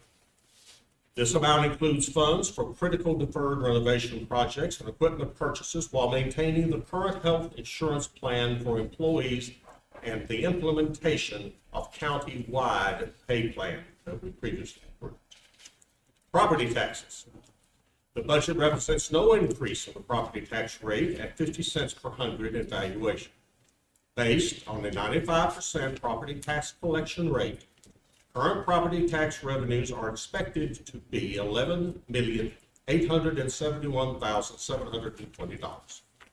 The projected revenue from property taxes owed for prior years is an increase of $29,000 to $435,000. The county will continue efforts to pursue delinquent taxes from prior years, including initiating foreclosure proceedings when other options have been exhausted. Also, due to successful collection of past due accounts, the revenue budgeted for property tax interest is reduced by $1,000 to a total of $145,000. As accounts that were several years past due with significant accrued interest have been collected, this revenue projection is being reduced. The projection for revenue from the vehicle tax is increased by $120,163 to a total of $1 million for FY 21-22. The vehicle tax collection rate continues to exceed 99%, as it has since the state implemented the Tag and Tax Together program, which blocks vehicle registration if taxes are not paid. There is no change to the availability fee for the enterprise fund. Get some water, guys. The budget appropriates $751,703 from fund balance to carry forward funds for restricted purposes and carry forward various grants for which the county received funds in previous years, but the money has not been spent.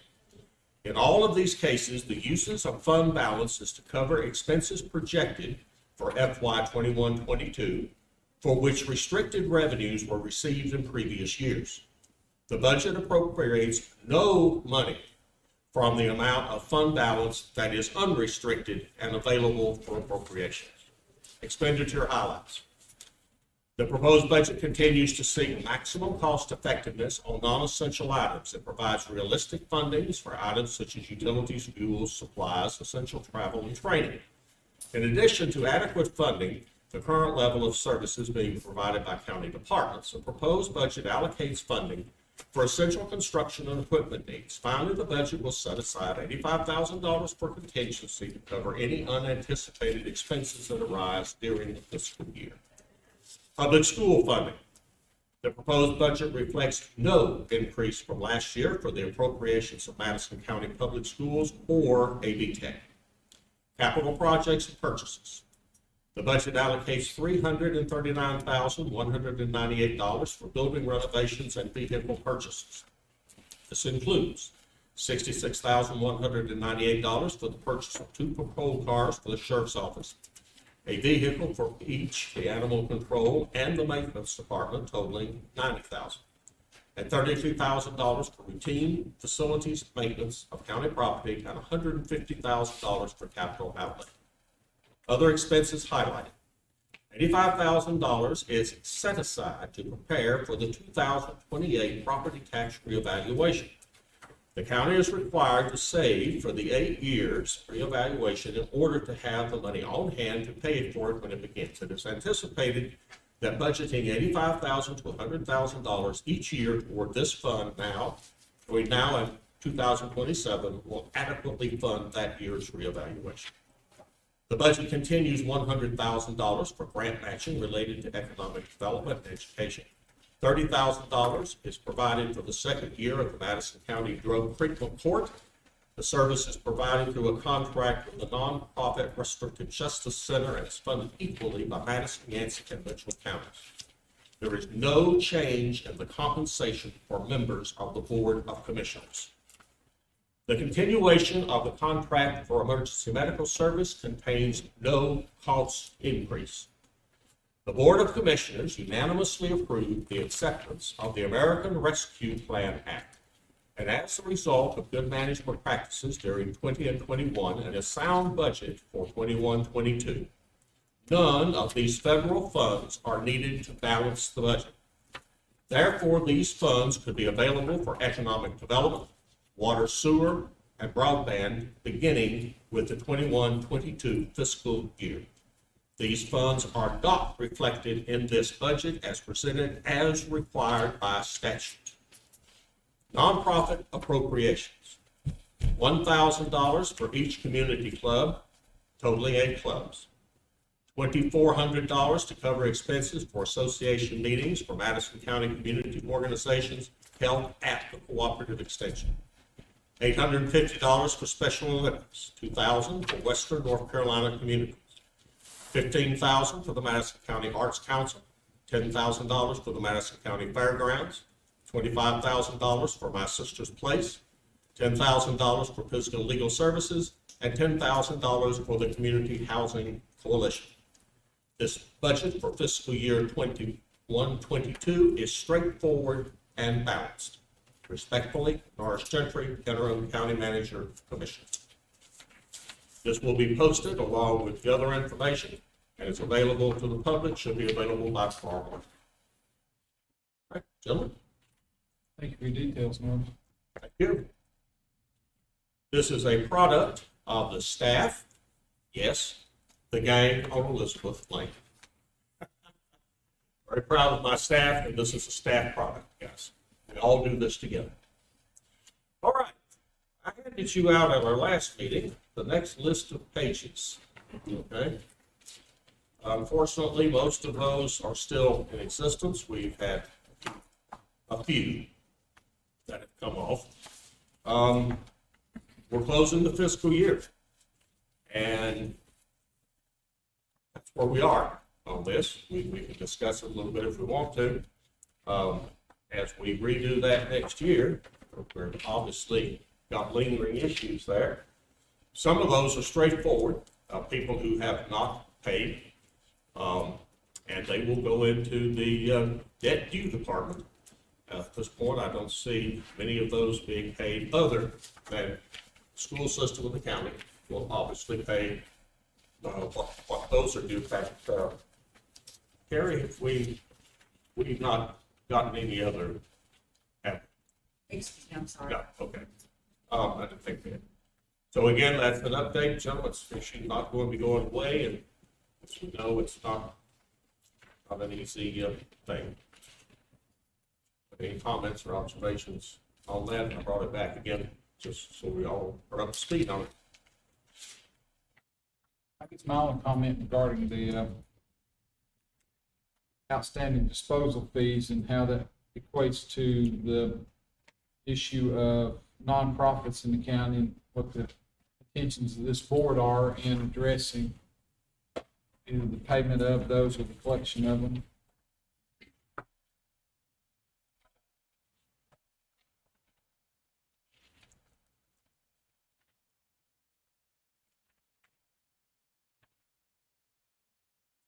Have there been any provisions made, or is there any consideration for provisions to be made regarding those?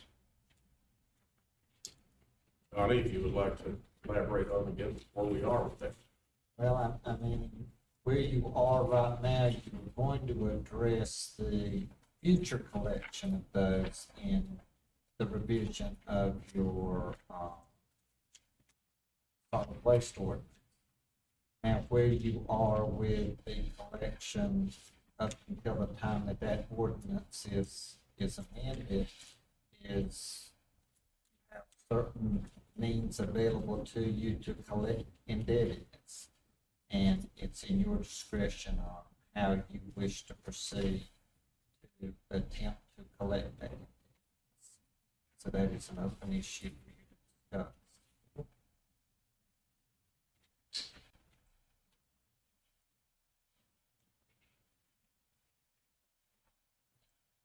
Well, from my perspective, we've had this discussion before. The user fee, and it is a disposal fee, it's not a taxation, even though it's collected through the tax office, has always been that if you use the service, you should pay for it. That being said, we pay for the access to it whether we use it or not, and hopefully this new ordinance that's being worked on will address those that use it more, paying more, which I think is more appropriate. Thank you. The biggest concern I have is with nonprofits, entities that provide an invaluable service to our community. They do it at no fee to the community. They actually provide services for the community that alleviates county government from having to provide those services. So in essence, it maybe saves us services such as marriage counseling, spiritual counseling, food pantries, ministry outreaches for housing development, for supplemental income support, for heating assistance. So there's numerous things that the nonprofits provide at no cost to the county, and I think they're an invaluable part of our county service, is a larger part of what we as Madison County represent. And that being said, it would seem reasonable for me to say that the least the county can do, while we're not legally, I think Donnie has made that very clear, we're not legally allowed to exempt them from the service of that disposal fee based on the law. We do have opportunity to supplement or augment that by the county paying out of its own coffers for the payment of those fees. And that's been my position with nonprofits based on the valuable services they provide, is that we provide the reimbursement to them for those that have paid, as long as they show adequate documentation that they meet certain requirements, and that we provide the payment for those who have not paid, because we have some that haven't and some that have. Most of that, and I've looked through this list. There are some in here, but the majority of them relate to religious entities. Correct. And several have paid it. I think I actually went back and counted them last week, and I was pretty surprised at the number that have. But I'd like for the board to consider not only making that adjustment this year, but also making that adjustment in the coming year as well, and to include maybe some provisions for the most financially restrictive cases where people aren't able to make payment. Those people are indigent, don't have the ability, they're poor. And that this is going to be an extremely undue burden on them. I'm very limited in how I say that, because I think for the most part, if you can buy a cell phone and a pack of cigarettes, then you can afford to pay to get your trash disposed of. That being said, I think there are some cases out there where people are on very limited fixed incomes, especially those who are elderly and those who are single parents and a very limited amount of financial resources, that we would at least be able to step up and provide that service to them as a point of reach out. I agree with you wholeheartedly. What is the number on that if we go that route? I think if you're going to go that route, you need to basically adopt a subsidy application program. Thank you. That sets forth what the qualification levels are, and make anyone who is going to make application for it, fill out a standard application, submit proof that they're eligible for it, and basically just set up the program. And it can be done. And if that's what you want to do, then I think you should adopt that procedure and assign those duties to someone to come back to you with a proposed subsidy program that you can then review and adopt. So if we did that, Don, would the county still pay that, or would we write it off? No, you would, basically it would be the same thing that you already have one form of subsidy plan that you adopted. Correct. And that is for the qualifications or the elderly exemption, the same qualifications for the tax program. you would do the same thing for each one of those that you approved. And as Commissioner Garrison, if you follow those guidelines, there's going to have to be, you can't do a blanket approach. You're going to have separate applications. You would have to have them approved. And then once you approve that, then the county would pay the fee from your general fund over to the enterprise fund for those folks. So it would be basically a supplement to someone who would legally qualify for that assistance. Would it be appropriate, Donnie, to integrate that into our work that we're doing on rewriting the current ordinance? I think you would need to, if you are going to have to adopt a program for what is existing right now. Correct. And then just incorporate that program into your new ordinance. Yeah. But you've got two issues to deal with, where you are now and where you're going to be after you adopt your modified ordinance. And we can adopt that and make it retroactive for this year. You can make it applicable to, you're going to have to study that issue Yeah, because that's why I'm asking. you've got folks who have already paid this year's program Yeah. that, that were not given the opportunity to apply for the subsidy. Right. That would be the concern that I would have about making something retroactive. And if I read the statute correctly, and I may be misinterpreting this, so please correct me if I'm wrong. Doesn't the statute prohibit us from refunding the money to those folks? I think that that's my initial reading, that it would prohibit any refunds to anyone after you've already budgeted and taken care of. That would be a serious concern that I would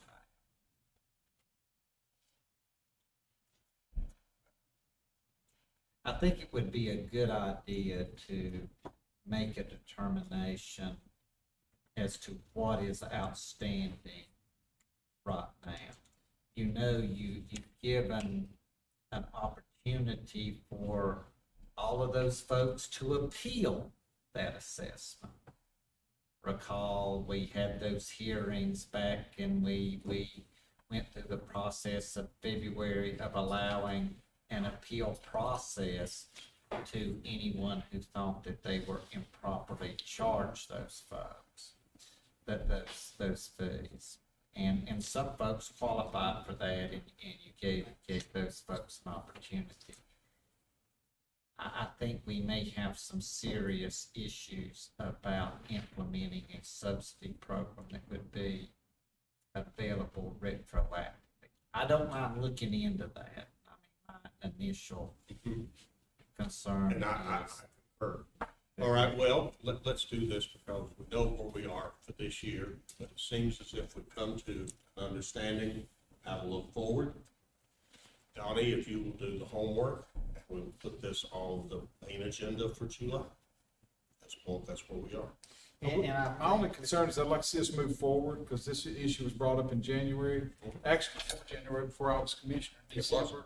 And so, those that in good faith went ahead and paid, they may end up just having paid. And if that's the standard, that's the standard, but I want to make sure that we move expeditiously forward with something, whatever we're going to do or not do. I think what you definitely need to do is to go ahead and have someone craft a subsidy plan for you that you can implement, because until you get that adopted, you're going to still be dealing with the same issue about applying something retroactive. Well, we have only one more meeting this fiscal year. That's what I was asking about the fiscal year. The only other meeting we have is the 29th. We're basically, closing halfway through June, just the logistics of doing it. and right now, what you're dealing with is that you've got a proposed enterprise fund budget in your order. That's correct. The bills go out for that, and those folks would not be paying those until September 1, am I correct? So I think you've got until that time before anybody will be making a payment. But that's going to rapidly approach, so, you know, I will be more than happy to work with someone who wants to generate that program. And there's several counties in North Carolina that have those, and they can look at those as model But plans. now, when you say September, we have a workable window. July 1 is not a workable window. Yeah. Okay. I agree, and I thank you for your articulation. I think it's good. I would like to say that if we move forward with anything that we incorporate into the billing process in the county website, into notifying people, that was one of the complaints folks have had, and it's a valid complaint, Very valid. that they didn't realize that service was available for the elderly, or, you know, making sure everybody knows that it's here, use it. Thank you. Okay, good. Moving on to board vacancies. Well, there are a couple here that we would like to recommend that we do move forward with, that don't involve the other matters. We have a vacancy that AB Tech has requested that we fill that expires at the end of this month. AB Tech has requested that Wayne Brigman be reappointed for another 4-year term. We have a letter, you have it enclosed. I recommend, Mr. Chairman, that we do proceed with that one. I'd like to say couple of others. on behalf of that one, as far as proceeding, that's my understanding historically, that's been a commissioner appointed position. I have recently indicated in the last couple of months that my interest in serving on that board, I actually am an instructor with AB Tech, and I have a vested interest in what goes on with that board. So if we're going to hear that one tonight, I'd like to entertain a recommendation for me to be appointed to that board. And they do request that be filled, if we choose to fill it tonight, or we choose not to. They have requested that it be filled. I'll make a motion that do fill it with Michael. That's the way it's always been, it's been someone on the board. I agree. Has that been a county rule, or has that been a long-standing rule? What's the historical nature of that? Just curious. Anything, Donnie? I honestly don't. I remember there was a big. I only go back to 2013. Well, wasn't that around the same time that there was a big dust up about it at that time? Was there? Am I not going back far enough? Was there? You can help me. I think Madison County has 2 board members. 3 on that.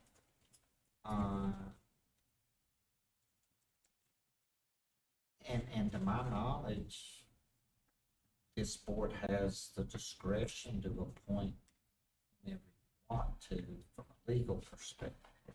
I don't know if there's any tradition. Well, and I can only speak on what I've been told. I can't speak to the accuracy of the historics as well. I still say I'll make that motion with Michael.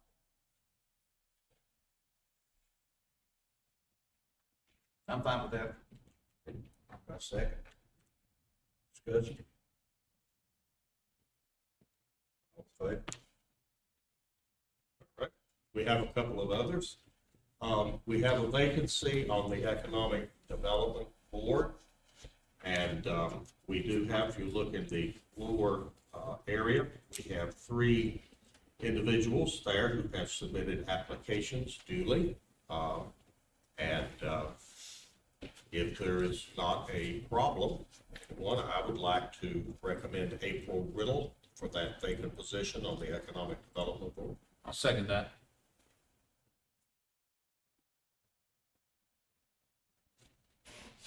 Chairman, any discussion? Yeah, fourth one from the bottom.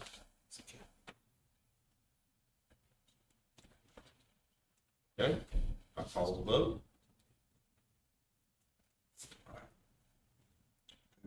April Little, You ready? and Matt seconded. Okay. Absolutely. All in favor? Yeah. Okay, we have two more. You'll notice the very bottom of the page, we have Brooke Ledford, who has applied for a vacancy that exists on the Parks and Recreation Advisory Board. And that's a position that's traditionally earmarked for a resident marshal, is that correct? It's somewhat flexible, and we've had problems getting enough people to serve on that board for it to meet. Gotcha. I have a commitment from the lady in question that she will make sure that she does attend, and we make sure we have those board meetings. Her face is very red. Are you sure she wants to do this? I don't know. Her face is a bit. I make a motion, we appoint Brooke Ledford. Second motion. All right, and one last one. The second on the top, I personally spoke to Mr. Willis. It was actually a doctor's office, I don't mind saying that, when he took the call. And Not talking violating any HIPAA rules here, are we, Norris? Please look at the bathroom. No, he volunteered that. This is at the request of the clerk of the court. He is currently serving in that capacity and has agreed to continue to serve on the jury commission. That's a good man. Make that motion. Second. All in favor? That's the only ones outside of the other conversation, gentlemen, I think that they need to fill. Point of discussion, in regards to the AB Tech Board of Trustees. Yeah. We have 3 seats that, how frequently do those come up, just out of curiosity? I know the term is 4 years, so that, obviously I just answered my own question. When, I guess my question is, when is the next seat up? I need to rephrase my question. Don't know, Mandy probably does either off the top of The school system has their appointee coming up now too. We appointed one of our appointees last year, and then the other one this year. They're on alternate years. I'm not sure about the third appointment. I think the third one may be the governor's appointment. So the governor's appointment, gentlemen, there's a little bit of complication in there. I think the third one is beyond our control. I'll have to check. Okay, honestly don't know. Well, I appreciate Mr. Breedman's service on that board and just wanted to try to figure out if there was a way to honor everybody's requests on that as well, so. Well, I respect that as well. Find that. Former Commissioner Brigman's service. Our next reading. Okay. Mr. Chairman, at this point, I have nothing else, and I would recommend that we go to closed session for personnel and for an update attorney-client privilege on Madison versus TIA Fry 19-CBD-51. NCGS for personnel is 143-318, period, 1186, and for attorney client, 143-318, period, 11A2. Sir. Second. Got a motion? Second. All in favor? All in favor? We are in closed session.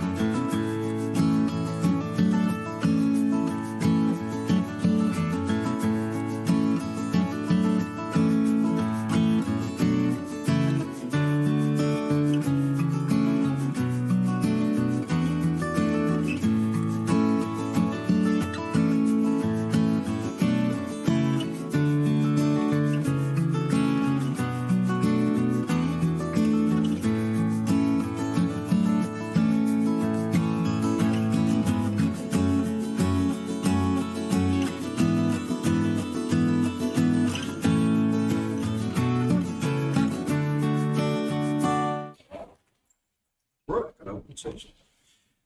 We ready? Emergency Operations is requesting the hire of Colby Blanton as a 911 dispatcher. Make that motion. Second. Does that give them full staff?